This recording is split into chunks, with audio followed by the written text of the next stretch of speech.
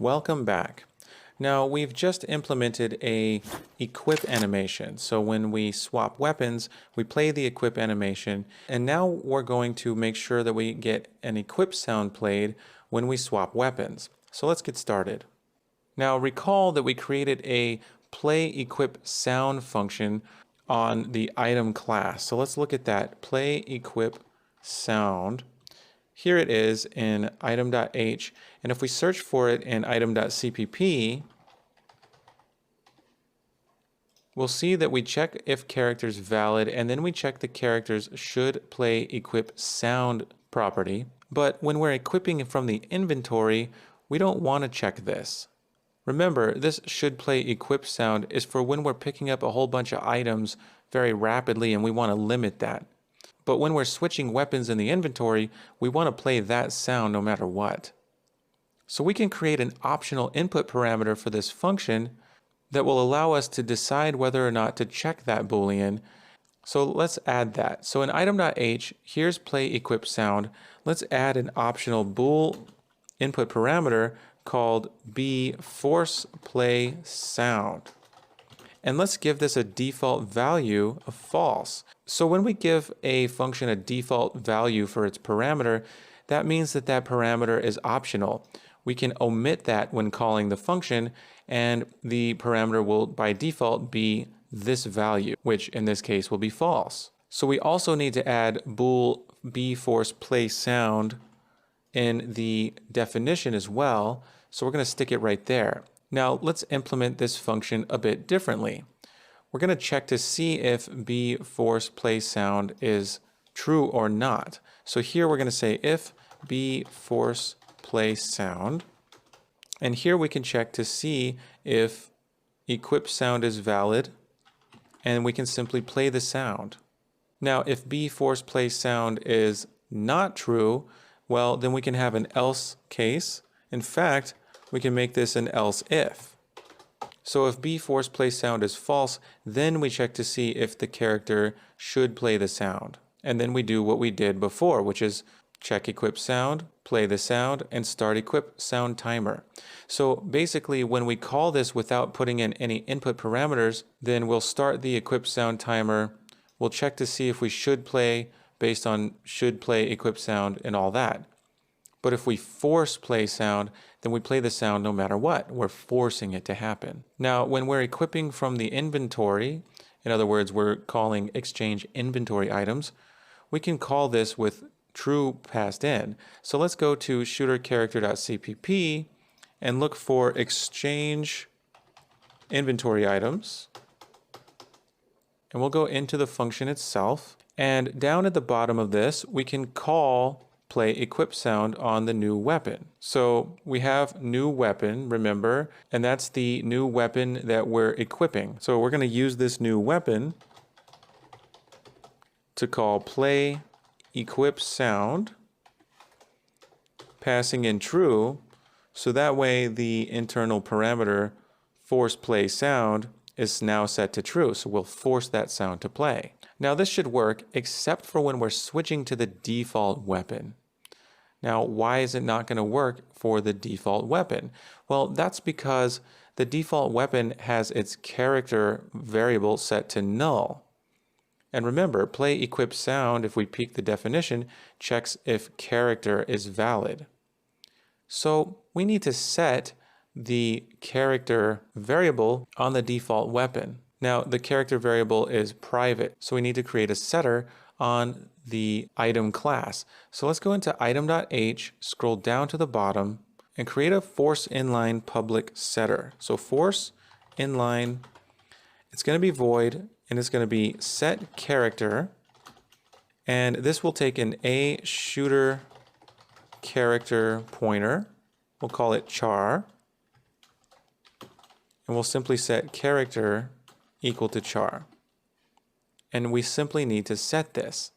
So let's go back into shooterCharacter.cpp and begin play. And here in begin play, we are setting equip weapon to spawn default weapon, and then we're adding it to the inventory, and then we're taking equip weapon and setting its slot index to 0. We're disabling custom depth, disabling glow material, and we can also set the character. So we're going to say equipped weapon, set character, and we'll use this. All right. So now when we press the F key and switch to the default weapon that was spawned at the beginning of the game, it will now have its character variable set. So let's go ahead and compile this and see how it works. Okay, so let's go ahead and swap some items and see if we get that sound played. And we do. Now we're going to add one last change before we wrap this up. And that is that we want to force playing the pickup sound as well. So if we go ahead and pick up a bunch of items, then you'll see that we sort of stop getting that pickup sound being played after a few times. And that's because we need to force that as well. Now, when do we play that? We play that sound in start item curve when we call play pickup sound. So start item curve is called by the shooter character class when we pass in this. Now start item curve can also have a optional force play sound boolean as well. So in item.h start item curve, we're going to give this a second parameter of type bool, and I'm going to call this b force play sound and set it equal to false by default. So if we don't pass anything in, it'll be false. Now, just a side note, if you have parameters that have default values like this, they have to be the last parameter. And if there are multiple parameters with default values, they all have to be the last parameters. You couldn't say have a default value as the first parameter and then have any parameters after that without default values. The default value parameters all have to go last. So start item curve now has this bool force play sound, and we set it to false by default. Let's go back to item.cpp, and we need to add this parameter right here. Now play pickup sound is going to need a boolean as well. So let's go ahead and give play pickup sound a boolean. So we're going to go up to play pickup sound, and we can give this one a boolean. And I'm going to call this also b force play sound. And we can also give this a default value of false.